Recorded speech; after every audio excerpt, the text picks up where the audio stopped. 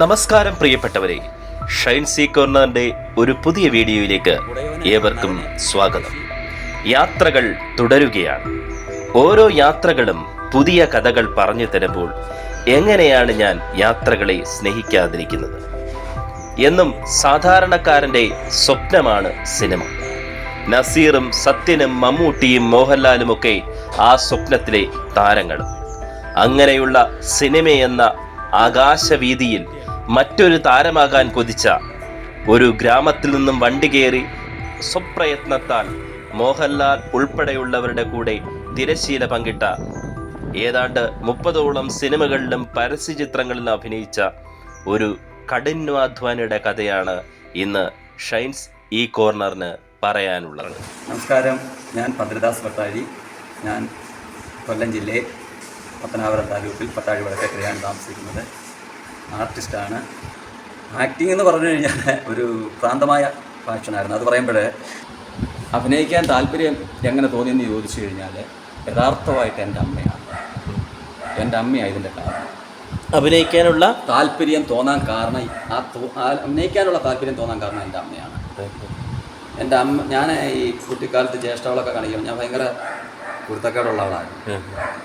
ജ്യേഷ്ഠകളൊക്കെ കാണിക്കുമ്പോൾ എൻ്റെ അമ്മ പറയുമായിരുന്നു, അടിക്കാൻ ഓടിക്കുമ്പോൾ ഞാൻ എന്നോട് പറയും, നീ ഓട്ട മത്സരത്തിന് ജയിക്കൂടാന്ന് പറയും. ഞാൻ ഓട്ട മത്സരത്തിന് ജില്ല വരെ പോയി, ക്രോസ് കൺട്രിയിലൊക്കെ. പിന്നീട് അഭിനയിക്കാൻ നിന്നെ സിനിമയിലെടുക്കൂടാന്ന് പറഞ്ഞു. ഇത് ഞാൻ എൻ്റെ മനസ്സിൽ കുറിച്ചിട്ട് അമ്മ പറഞ്ഞു.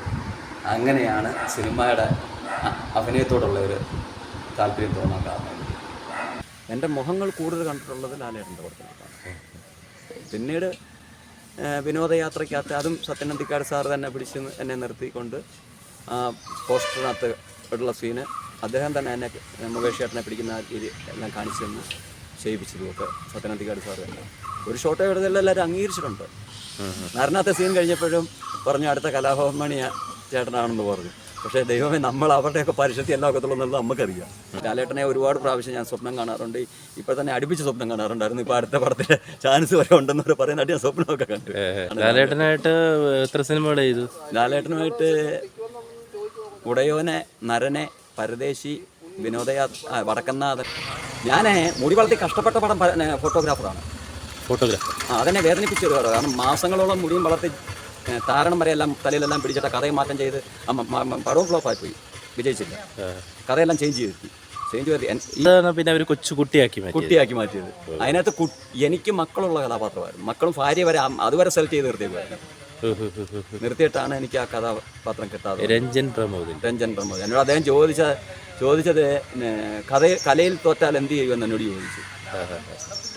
അന്നേരം ഞാൻ എടുത്ത പോലെ പറഞ്ഞു, എനിക്ക് നല്ലപോലെ മരം മുറിക്കാനും അറിയാം, ഞാൻ മരത്തിൻ്റെ മണ്ട കയറിയാലും ഞാൻ ജോലി ചെയ്താലും ഞാൻ ജീവിക്കുമെന്ന് അദ്ദേഹത്തോട് പറഞ്ഞു. എനിക്ക് ഏറ്റവും കൂടുതൽ എൻ്റെ മുഖം ശരിക്കും ശ്രദ്ധിക്കപ്പെട്ടത് ജോഷി സാറാണ്. ജോഷി സാർ ചെന്ന ഉടനെ എന്താടാ വന്ന എന്നോടൊന്ന് ചോദിക്കുന്ന ഒരാളാണ്.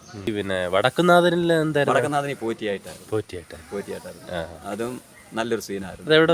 അത് ഒറ്റപ്പാലത്ത് ആ ക്ഷേത്രത്തിൻ്റെ പേര് ഞാനങ്ങ് മറന്നു. ആ ക്ഷേത്രത്തിൽ വെച്ച് തന്നെ മോഹൻലാലിൻ്റെ കൂടെ അഭിനയിച്ചു. മമ്മൂട്ടിയുടെ കൂടെ അഭിനയിച്ചിട്ടുണ്ടോ? അദ്ദേഹത്തിൻ്റെ പടത്തിലെ രാപ്പകലിനകത്ത് ഒരു പൂട്ടിയടി സീനിൽ നിന്ന് കൈ അടിക്കുന്നത് അത്രേ കിട്ടുള്ളൂ. വിളിച്ച് പോയെങ്കിലും അദ്ദേഹത്തിൻ്റെ കൂടെ ബിസ്കൺട്രറ്റിനകത്തും പിന്നെ കുറേ പടങ്ങളിൽ പങ്കെടുത്തു. പക്ഷേ ആ ബോസിന് ഒരു നല്ല സീൻ കിട്ടിയിട്ടില്ല. ഞാനും നമുക്ക് അവിടെ അടുത്തിരുന്നുകൊണ്ട് തന്നെ ഉള്ള സീനൊക്കെ ഉണ്ട്. സ്ക്രീനിൽ വന്നിട്ടുണ്ടോ? നമുക്കവിടെ പടത്തിനകത്ത് എനിക്ക് സ്ക്രീനിൽ വന്നിട്ടില്ല. പക്ഷേ ഞാൻ പോയിട്ടുണ്ടെങ്കിൽ എനിക്ക് പടം കൂടുതൽ എൻ്റെ മുഖം വിളിച്ചിട്ട് വന്നിട്ടുള്ളത് ലാലേട്ടൻ്റെ പടത്തിലാണ്. ചിത്രം സിനിമ കണ്ടിട്ട് അദ്ദേഹം മരിക്കുന്ന ആ സീൻ കണ്ടപ്പോൾ പോലും എനിക്ക് ഭയങ്കര വിഷമമായി. എന്നെ കൊല്ലാതിരിക്കാമോ സാർ എന്നുള്ള ആ ചോദ്യമാണ് എനിക്ക് ശരിക്കും ഇഷ്ടപ്പെട്ടത്. പക്ഷെ അന്ന് അതും മമ്മൂക്കായ്ക്ക് അന്ന് ഇഷ്ടപ്പെട്ടു. പബ്ലിസിറ്റി വരുമ്പോൾ ഇല്ല, ജഗതി ചേട്ടൻ്റെ കാര്യം പറഞ്ഞതുപോലെ വലിയവരുടെ പേരെ വെളി വരുത്തുള്ളൂ. നമ്മളെ കാട്ടുപ്രദേശത്ത് കിടക്കുന്നു. അപ്പോൾ അദ്ദേഹത്തിൻ്റെ ആ കഥാപാത്രത്തിൻ്റെ പേരാണ് എൻ്റെ മൂത്ത മകന് പേര് പോലും ഞാനിട്ടത്, വിഷ്ണു. ചിത്രത്തിലെ വിഷ്ണു എൻ്റെ ഇപ്പോഴത്തെ വിഷ്ണു. ആ സിനിമ കണ്ട് ഇഷ്ടപ്പെട്ടിട്ടാണ് സിനിമ കണ്ടിട്ട് ലാലേട്ടനോടുള്ള സ്നേഹം. എത്ര തവണ കണ്ടാണ് സിനിമ? 7 പ്രാവശ്യം. അന്ന് 7 പ്രാവശ്യം തിയേറ്ററിൽ പോയി കണ്ടത്. ഞാനിപ്പോൾ ഒരു കള്ളുകുടിക്കല്ലേ മത്തായി എന്ന് പറയുന്ന ഒരു ആൽബം ഞാൻ ചെയ്തായിരുന്നു. അത് ഞാൻ ചെയ്യാതിരിക്കുന്ന ഒരു പടത്തിനകത്തെ ഒരു സോങ്ങാണ്. അപ്പോൾ അതെൻ്റെ കഴിവ് വെളിച്ചത്ത് കാണിക്കാൻ വേണ്ടി ഒന്നുകൂടെ അത് ഞാനത് ചെയ്തപ്പോൾ അത് വിജയിച്ചു. അത് യൂട്യൂബിലുണ്ട്. കള്ളുകുടിക്കല്ലേ മത്തായി, കള്ളുകുടിക്കല്ലേ മത്തായി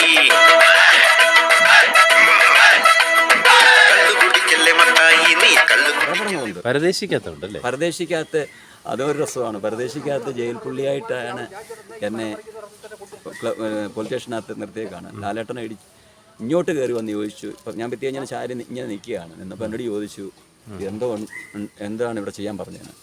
ഞാൻ പറഞ്ഞു ഇവിടെ ഇങ്ങനെ ചാരി നിൽക്കാനാണ് പറഞ്ഞത്. അപ്പോൾ ഒരു ജയിൽ പുള്ളിയുടെ സീനാണ്. അത് കഴിഞ്ഞ് എന്താണ് ഉദ്ദേശമെന്ന് ചോദിച്ചു. അപ്പോൾ ഞാൻ അന്നേരം വേറെ എന്തോ സന്ദർഭമാണ് സിറ്റുവേഷനാണ് പറഞ്ഞത്.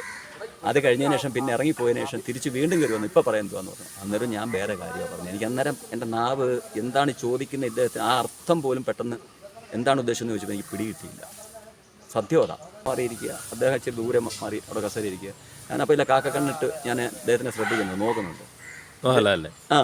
നോക്കുന്നുണ്ട്. നോക്കിയപ്പോൾ ഇദ്ദേഹം നോക്കിയിട്ട് ഇദ്ദേഹം പെട്ടെന്ന് കൈയെടുത്ത് നമ്മളെ കാണിച്ചപ്പോഴത്തേന് നമ്മളില്ല പാവം ചാടി എഴുന്നേറ്റ് അടുത്തോട്ട് ചെന്ന് ലാലേട്ടാന്ന് പറഞ്ഞു ചെന്നപ്പോൾ സുഖമാണോ എന്ന് ചോദിച്ചു എന്നോട്. സുഖമാണോ മോനെ എന്നാണ് ചോദിച്ചത്. സുഖമാണോ മോനെ എന്ന് ചോദിച്ചു. ഞാൻ പറഞ്ഞു ആന്ന് ലാലേട്ട സുഖമാണോ എന്ന് ചോദിച്ചു. ആന്ന് പറഞ്ഞു. അതിനുശേഷം പിന്നെ ജയിൽ സ്റ്റേഷനിൽ വെച്ച് എന്നോട് ചോദിക്കുന്ന ചോദ്യം സ്റ്റേഷനിലെ സീനിൽ ചോദിക്കുന്നത്. പക്ഷെ അന്ന് എനിക്ക് പറയാനൊരു തോന്നൽ വന്നില്ല. അത് നമ്മുടെ ആ സമയത്തിൻ്റെ ആയിരിക്കും. അത് പിന്നെ സിനിമയിലൊന്നും ഇല്ല എന്നാണ് പടം കണ്ടപ്പോൾ ഞാൻ ആ ജയിലിരിക്കുന്ന സീനൊന്നും ഇല്ല. നടന്മാരി പിന്നെ വേറൊരു മകനെ പോലെ എന്നെ സ്നേഹിച്ചത് എന്നെ ഡോക്ടർ പേഷ്യൻ്റ് പടത്തിനകത്ത് കൊണ്ടുപോയത് മാളച്ചേട്ടനാണ്. അദ്ദേഹം സ്നേഹം കൊണ്ട് എന്നെ കരയിലിഷ്ടമുള്ള ആളാണ് മാളച്ചേട്ടൻ. മാളച്ചേട്ടൻ്റെ മകൻ്റെ വിവാഹത്തിനും മരിക്കുന്നുമല്ല ഞാൻ പോയിട്ടുണ്ട്. ഞാൻ ഭയങ്കര ഇഷ്ടമായിരുന്നു മാളച്ചേട്ടൻ. അതേ എൻ്റെ മക്കളെ പോലും ഞാൻ അനാവശ്യമായിട്ട് പൈസ കൊണ്ട് ചിലവാക്കുക, ദൂരത്തടിക്കുക എന്നൊക്കെ പറഞ്ഞ് അവരെ പിന്തിരിപ്പിക്കാൻ നോക്കിയിട്ടുണ്ടെന്നുള്ളത് ഒരുപാട് പ്രാവശ്യം ഞാനത് മനസ്സിലാക്കിയിട്ടുണ്ട്. എൻ്റെ ഈ കള്ളുകുടിക്കല്ലേ മത്തായി ഇറങ്ങിയതിന് ശേഷം പോലും അവരെനിക്ക് സപ്പോർട്ട് ചെയ്യരുതെന്നുള്ള രീതിയിൽ സംസാരിച്ചിട്ടുണ്ടെന്നൊക്കെ ഞാൻ പറഞ്ഞു കേട്ടിട്ടുണ്ട്. പക്ഷേ ഞാൻ കണ്ടിട്ടില്ല, ഞാൻ കേട്ടിട്ടില്ല, എനിക്കതിനെ പറ്റി അറിയത്തില്ല. പിന്നീട് എൻ്റെ ഒരു സ്വഭാവം എന്ന് പറഞ്ഞാൽ ഇനി മക്കളല്ല ആര് പറഞ്ഞാലും സർവശക്തനായ ദൈവം നീ ആ വഴിക്ക് പോവല്ലേടാന്ന് പറഞ്ഞാൽ ഞാൻ പോകില്ല. ചേച്ചി ഇപ്പൊ അണ്ണൻ്റെ സിനിമ അഭിനയത്തെ പറ്റിയൊക്കെ ചേച്ചി എന്ത് പറയാ? എന്നാലും കിട്ടുന്ന കാശ് പെട്ടെന്ന് വരാനൊക്കെ ഇല്ലെങ്കിൽ ഞാൻ അന്ന് പോസ്റ്റ് ഓഫീസ് വഴി അയച്ചു കൊടുക്കും വീട്ടിൽ. പിന്നെ കടകളിൽ സാധനം മേടിക്കാൻ പറഞ്ഞേക്കും. അപ്പോൾ അവർ സാധനം കൊടുത്തോളും, അതിനൊന്നും ഒരു പ്രശ്നമില്ല. പിന്നെ കുട്ടികളെ പഠിപ്പിക്കുന്ന സമയത്ത് ഞാൻ കോളേജിലായാലും സ്കൂളിലായാലും എല്ലാം ഞാൻ അന്വേഷിക്കുമായിരുന്നു കുട്ടികളെങ്ങനെ ഉണ്ട്. അപ്പോൾ അവരെല്ലാം നല്ല അഭിപ്രായമാണ് എൻ്റെ കുട്ടികളെ പറ്റി പറഞ്ഞത്. അവരെ ഒരു പിതാവ് പറഞ്ഞ് കൊടുത്ത് അല്ലെ അവർക്ക് വഴി കാട്ടി കൊടുത്തപ്പോൾ അവർ ആ വഴി തന്നെ സഞ്ചരിച്ചു. അതുകൊണ്ട് ഇന്ന് അവർ ദൈവത്തിൻ്റെ അനുഗ്രഹം കൊണ്ട് 2 ജോലിക്കാരായി മിലിറ്ററിയിലാണ്. അതിനകത്ത് ഞാൻ സന്തോഷിക്കുന്നുണ്ട്. കാരണം എൻ്റെ രാജ്യത്തിന് വേണ്ടി എൻ്റെ 2 മക്കളെ വിട്ടുകൊടുക്കുന്നു. ഇപ്പോൾ അവർ വിവാഹം കഴിച്ച് 2 കുട്ടികളായി. മൂത്താളിന് മകളും ഇളയാളിന് മകനും സന്തോഷമായിട്ട് ജീവിക്കുന്നവർ. ഇപ്പം ആദ്യമായിട്ടൊക്കെ സിനിമയിൽ അഭിനയിച്ചപ്പോൾ എന്ത് തോന്നി? ആദ്യമായിട്ടൊക്കെ നല്ലത് തോന്നി. അപ്പോൾ പിന്നെ ആദ്യമായിട്ട് പടം മുഖം സ്ക്രീനിൽ കണ്ടപ്പോൾ എന്ത് തോന്നി? ഇപ്പം ചേട്ടൻ എല്ലാ സപ്പോർട്ടും ചേച്ചി കൊടുത്തിരുന്നു അല്ലേ? മനസ്സിന് വേദന തോന്നി എന്തെങ്കിലും ഒന്ന് പറഞ്ഞു കഴിഞ്ഞാൽ അത് ഫലിക്കും. അങ്ങനെ ഒരു സംഭവമുണ്ട്. പിന്നെ ഞാൻ സ്വപ്നം കാണുന്നത് ഫലിക്കും. ഭൂരിപക്ഷവും സ്വപ്നങ്ങൾ ഫലിക്കുന്നുണ്ട്. പിന്നെ തലേ ദിവസം കാണുന്നത് പിറ്റേ ദിവസം എന്താ സംഭവിക്കാൻ പോകുന്നത് കറക്റ്റായിട്ട് എനിക്കറിയാൻ കഴിയുന്നുണ്ട്. പിന്നെ കുറേ കാര്യങ്ങൾ ഫലിക്കാറുണ്ട്. പിന്നെ എന്താ പറയുക, സിനിമാ മേഖലയിൽ വരാൻ പോകുന്ന അല്ല ഈശ്വരഭക്തിയെ പറ്റിയല്ലേ ചോദിച്ചത്. വരാൻ പോകുന്നതിനെ പറ്റി കുറേ കാര്യങ്ങൾ എനിക്കറിയാൻ കഴിയും നേരത്തെ തന്നെ. പിന്നീടെന്ന് പറയുമ്പോൾ ഈശ്വരഭക്തി അല്ല ഈശ്വരനിൽ അനുഗ്രഹമില്ലെങ്കിൽ ഞാൻ ഒന്നുമേ അല്ല. ഒരു ദിവസം ഒരു നടറോട്ടി വെച്ചാൽ ഭഗവാൻ എന്തെങ്കിലും തന്നോടാണെന്ന് ചോദിച്ചപ്പോൾ തന്നെ എനിക്ക് പെട്ടെന്ന് ഗണപതിയുടെ ഒരു പാട്ടാണ് എൻ്റെ നാവിലെ. ഉടയ മുറ്റത്തു പാടും ശ്രീമക ഗണപതിയേ നാമ. ലാലേട്ടൻ പോലും ചാൻസ് ചോദിച്ച ആളാണ്. ഞാനാണെങ്കിൽ മാനസരോഗിയുടെ അവസ്ഥ പ്രാന്തമായിട്ട് ഞാൻ സിനിമ ആഗ്രഹിച്ചായിരുന്നു. അതായത് എന്തുകൊണ്ടാണ് ഇപ്പം നന്നായിട്ട് പ്രോത്സാഹിപ്പിച്ചിട്ടുണ്ട് അല്ലേ? അമ്മ പ്രോത്സാഹിപ്പിച്ചതിനെ പറ്റി അങ്ങനെ അതല്ല ഇപ്പൊ നീ സിനിമയിൽ അഭിനയിക്കൂടാന്ന് പറയുമ്പോൾ പ്രോത്സാഹനം ആ വിധത്തിൽ പറഞ്ഞല്ല. അല്ല അല്ല എങ്കിൽ തന്നെ നമ്മുടെ ഉള്ളിൽ ഒരു സ്പാർക്ക് ഉണ്ടാകും. അത് കാരണമായിരുന്നു. എൻ്റെ അമ്മ പറഞ്ഞ വാക്ക് ഞാനത് എന്താ പറയണ്ടേ, അതൊരു ദൈവവചനമായിട്ട്. അണ്ണൻ നടനാവുന്നൊന്നും കാണാൻ അമ്മയ്ക്ക് പറ്റിയില്ലേ? അതോ പറ്റി അതൊക്കെ അണ്ണൻ്റെ സിനിമ കണ്ടിട്ടുണ്ടോ? എനിക്ക് ഓർമ്മയില്ല. അമ്മ കാഴ്ചക്കുറവ് ഉണ്ടായിരുന്നു, കണ്ടിട്ടുണ്ടോന്ന് എനിക്ക് ഓർമ്മ. അല്ല, അണ്ണൻ നടനായതൊക്കെ അല്ലെ സിനിമയിൽ അഭിനയിച്ചതൊക്കെ അറിയാം. അറിയാം. കാരണം അമ്മയെ വെച്ച് തന്നെ അമ്മയെ അമൃത ചാനലിലെ ഡോക്യുമെന്ററി ഇവിടെ വെച്ച് അമ്മയെ എല്ലാവരും വെച്ച് ചെയ്തിട്ടുണ്ട്. എന്നെ ചെറിയ പ്രായത്തിൽ എൻ്റെ ജ്യേഷ്ഠൻ ചെന്നൈയിൽ കൊണ്ടുപോയി അവിടെ ചേട്ടൻ്റെ കൂടെ നിർത്തി കുറേ നാൾ നിർത്തിയപ്പോഴേ തമിഴ് സിനിമ പരിപാടി ഞാൻ കാണുമായിരുന്നു. അപ്പോൾ MGR സാറിൻ്റെയും രജനി സാറിൻ്റെയും വിജയകാന്ത് സാറിൻ്റെയും അതുപോലെ എല്ലാവരുടെയും പടം കാണും. അപ്പോൾ ഇതിലെ കഥകളി ജനങ്ങൾക്ക് നന്മ ചെയ്യുന്ന ഒരു കഥാപാത്രം എങ്ങനെയാണ് ഒരു മനുഷ്യനാവുന്നത്, ഇതിനെ ഞാൻ എൻ്റെ മനസ്സിൽ ഉൾക്കൊള്ളിച്ചു. അതിനുശേഷം വന്ന് കഥ എഴുതിയാൽ എന്താ ആലോചിച്ച് കഥ എഴുതി. ഫസ്റ്റ് കഥ തന്നെ ദേവതീരം എന്ന് പറഞ്ഞ സീരിയലായി. അത് പക്ഷേ അന്നത്തെ ഡയറക്ടറുടെ ഒരു വീഴ്ചയിൽ അത് ഞങ്ങൾ തന്നെ നിർത്തേണ്ടി വന്നു. അലിബായി ഷാജികാല സാറിൻ്റെ പടമല്ലേ അതെ, അത് ലാലേട്ടനായിരുന്നു. അല്ല അതിനകത്ത് അണ്ണൻ അതിനകത്ത് വിജയകുമാർ ചേട്ടൻ്റെ കൂടെ കൊച്ചിങ്ങനിവ കൊല്ലം ചാക്കേട്ടുകളിൽ ഇടുന്ന സീനാണ് അതും ഞങ്ങളെ സംസാരിച്ചുകൊണ്ടിരിക്കുമ്പോൾ ഇദ്ദേഹം വന്ന് ഇയാളെ തെറി വിളിക്കുന്നു. എന്നാലും ചാക്കേട്ട് എടുത്ത് തലയിടുന്നു. സംഘത്തമിഴர்கள் മുന്നേറ്റ കഴക സംഘത്തിൻ്റെ തലവർ രാജശേഖർ സാറിൻ്റെ പാർട്ടിയിൽ ഞാനും ഇപ്പോൾ അംഗത്വം ചേർന്ന് കോയമ്പത്തൂരിൽ ഇപ്പോൾ അടുത്ത ഇലക്ഷന് MLA ആയിട്ട് എനിക്ക് സീറ്റ് പറഞ്ഞിട്ടുണ്ട്. ഒരു 10 വർഷം മുമ്പ് തമിഴ് ഒരു ആൽബം ചെയ്തിട്ടുണ്ടല്ലോ. ഉണ്ട്, തമിഴ് ആൽബം ചെയ്തിട്ടുണ്ട്. ആ പാട്ട് എങ്ങനെയായിരുന്നു? സ്റ്റൈല അടിമയിലേ പാട്ട് കേട്ട് സ്റ്റൈല തിക്ക് തിക്ക് ബാലേ തിക്ക് ബാലേ തിക്ക് തിക്ക് ബാലേ തിക്ക് ബാലേ തിക്ക് തിക്ക് ബാ തിക്ക് തിക്ക് ബാ തിക്ക് തിക്ക് ബാ തിക്ക് ബാ തിക്ക് ബാ തിക്ക്. സോങ് എടുക്കുന്ന സമയത്തല്ലേ അണ്ണൻ ഈ ആധാരം കൊണ്ട് പണയം വെച്ചിട്ട് എടുത്ത് ആ വീട് മൊത്തം ബസ്സും എല്ലാം പണയം വെച്ചെടുത്താ.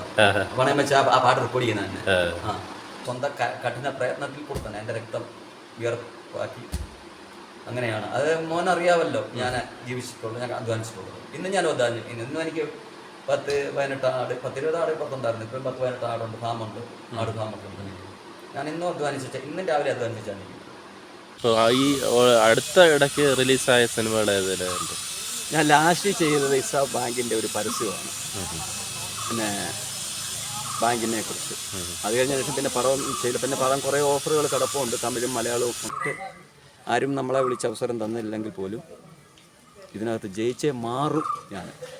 ഭദ്രദാസ് പലരും തോറ്റുപോയിടത്ത് തൻ്റെ കലയോടുള്ള അഭിനിവേശം കൊണ്ട് താൻ കണ്ട സ്വപ്നത്തെ യാഥാർത്ഥ്യമാക്കിയ സാധാരണക്കാരൻ. വലിയ ലക്ഷ്യത്തിലേക്ക് ചെറിയ പാതകൾ വെട്ടി വരും തലമുറയ്ക്ക് പ്രചോദനമായവൻ. വലം നെഞ്ചിൽ സിനിമയെയും ഇടം നെഞ്ചിൽ കുടുംബത്തെയും സൂക്ഷിച്ച കടമകളെ മറക്കാത്തൊരുവൻ. നിറത്തിൻ്റെയും സൗന്ദര്യത്തിൻ്റെയും പേരിൽ മാറ്റി നിർത്തപ്പെട്ടപ്പോഴും സ്വയം രചിച്ചും നിർമ്മിച്ചും ആവിഷ്കരിച്ചും തന്നിലെ പ്രതിഭയെ അടയാളപ്പെടുത്തിയവൻ. ഈ മനുഷ്യന്റെ വാക്കുകളിൽ നിങ്ങൾക്ക് വിയോജിപ്പുകൾ ഉണ്ടാകാം, ഇഷ്ടപ്പെടാത്തവയുണ്ടാകാം. എന്നാൽ അയാൾ ഒരു ജയിച്ച മനുഷ്യനാണ്, സ്വപ്നങ്ങൾ സാക്ഷാത്കരിച്ചവനാണ്. അയാളുടെ നേട്ടങ്ങൾ നമുക്കൊരു പക്ഷേ ചെറുതായിരിക്കാം, ചിലപ്പോൾ സ്ക്രീനിൽ വ്യക്തമാകാതെ മിന്നി മറഞ്ഞു പോയവരാകാം. പക്ഷേ അയാൾ എവിടെ മത്സരിച്ചാണ് അവയൊക്കെ നേടിയെടുത്തതെന്ന് ആലോചിച്ചു നോക്കൂ. ഭദ്രദാസ്, പ്രിയപ്പെട്ടവനെ, യാത്ര തുടരുക. നിങ്ങൾ എൻ്റെ നാട്ടുകാരനായതിൽ ഞാൻ അഭിമാനിക്കുന്നു.